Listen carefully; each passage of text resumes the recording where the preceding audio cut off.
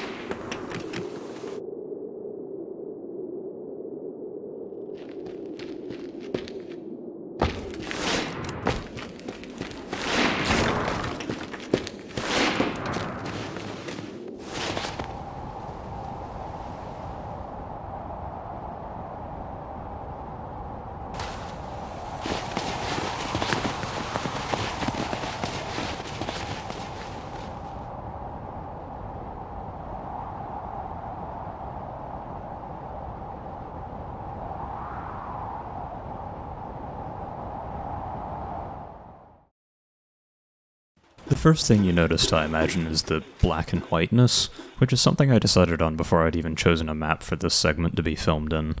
There are 2 reasons for this. It looks cool, yes, but more importantly, the crash test dummy I used is yellow, which is not a very scary color for a sort of horror short.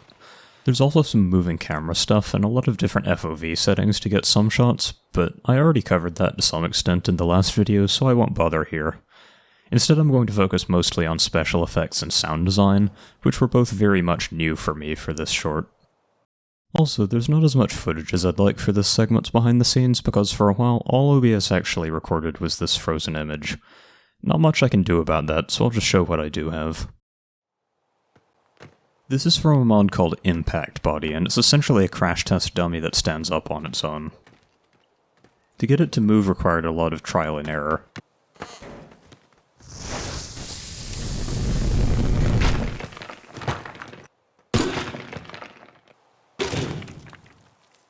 But I eventually settled on cables and explosives, the latter using an upgraded version of the C4 mod I used last time.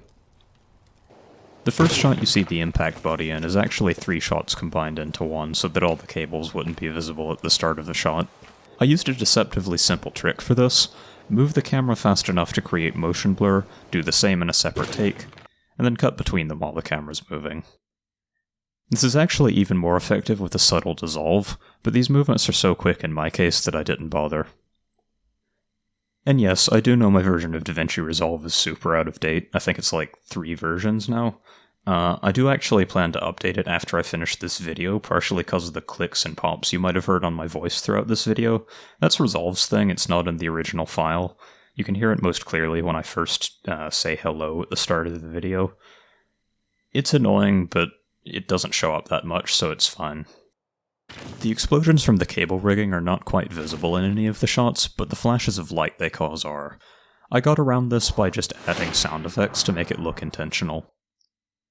The sound I used is actually a normal Teardown hunting rifle. I faded in, sped up the sound and didn't pitch correct, and then added the tail of the original normal speed rifle shot. I also overdubbed the audio with the explosions using separate takes, and then added the sound of a snowstorm with various EQ settings throughout the entire short. I'll link the sound I used for that in the description, but as a general rule, if you want to use a sound effect, just search for it on YouTube with the words copyright free. You're almost definitely going to find something. The next short cinematic I made is very different, both from this and from my original idea for it, but we'll get to that later. For now, let's just give it a watch.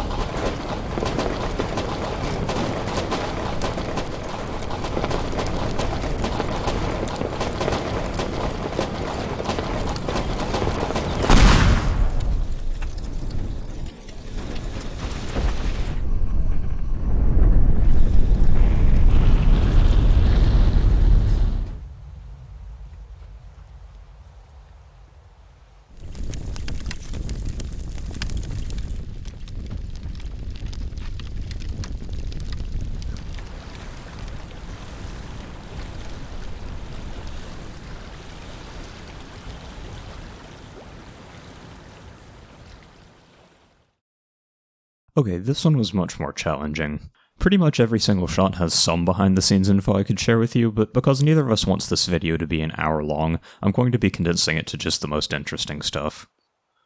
One of the most noticeable of quite a few weird choices I made for this was the tank that apparently comes out of the boat's cargo bay.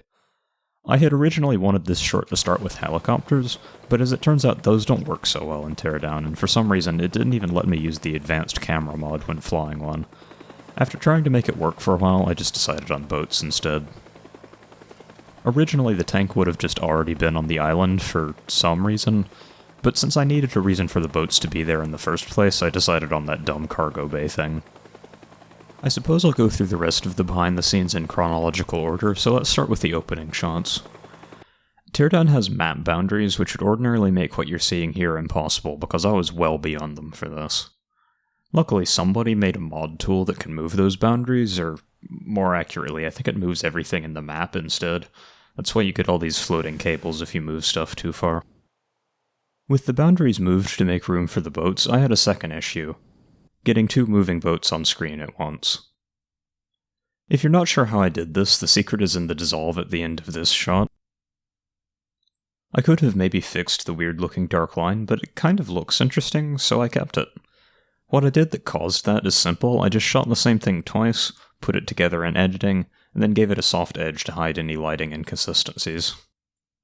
Unfortunately, you can't have anything overlapping this way unless you want to give yourself a huge amount of work while editing, but it's the only way I know of to do this, so you just sort of have to work around it.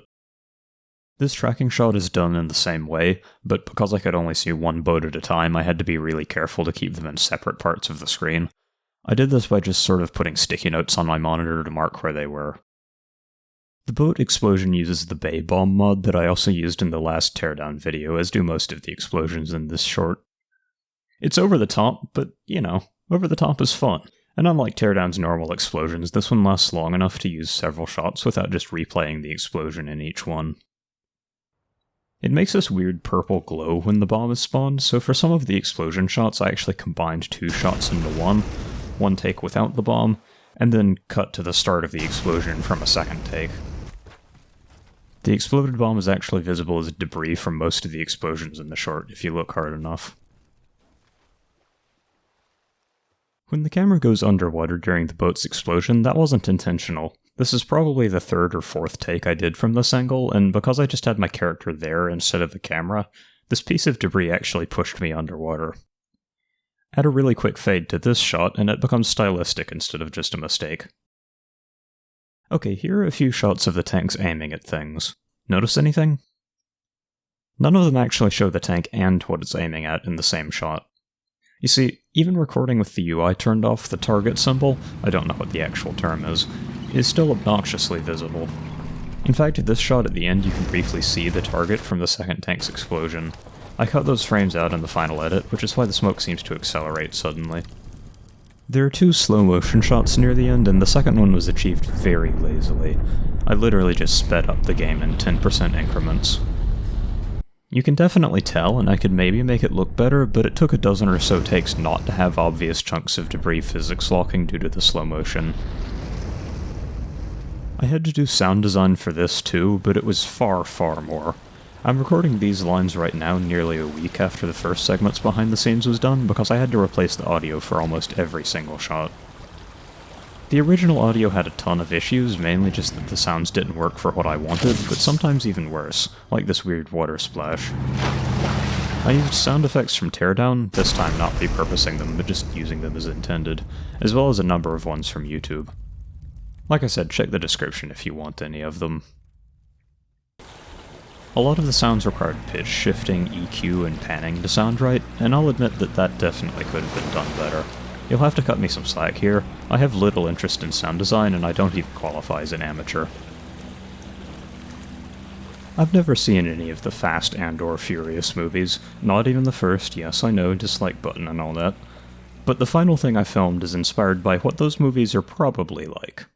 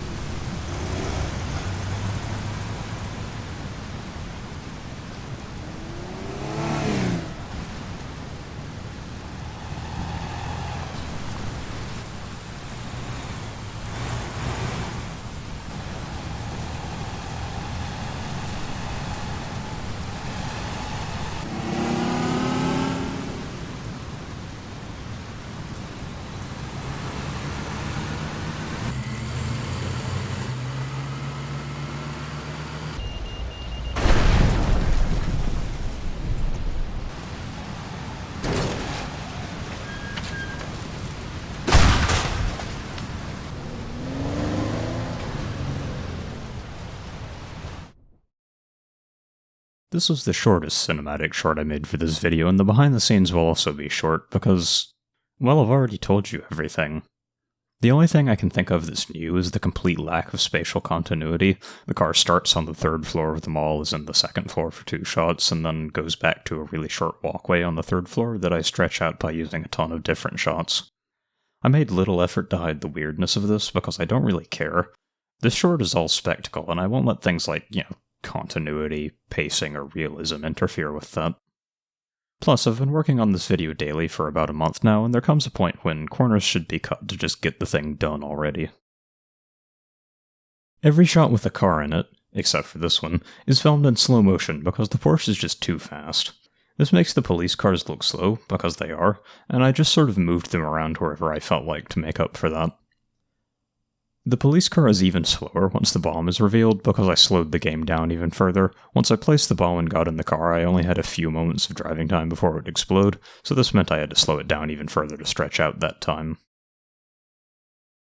I made heavy use of the same trick I used for the boats earlier.